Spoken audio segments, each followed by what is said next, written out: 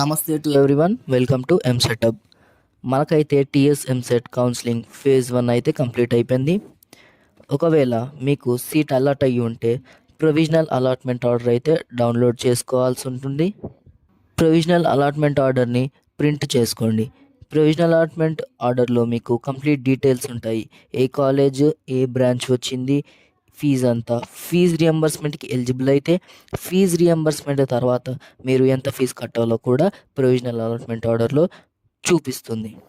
ఒకవేళ మీకు వచ్చిన కాలేజు మీకు ఓకే అయితే ఫేజ్ 2లో పార్టిసిపేట్ చేయాల్సిన అవసరం లేదు. ఒకవేళ మీకు అలాట్ అయిన కాలేజు నచ్చకపోతే ఎంసెట్ కౌన్సిలింగ్ ఫేజ్ 2లో పార్టిసిపేట్ చేయొచ్చు. ఒకవేళ మీకు నో సీట్ అలాటెడ్ అని చూపిస్తే మీకు ఏ కాలేజు రానట్టు. మీరైతే ఫేజ్ 2 కౌన్సిలింగ్లో పార్టిసిపేట్ చేయాలి. లాస్ట్ వరకు చూసినందుకు thank you. Subscribe to EAMCET hub.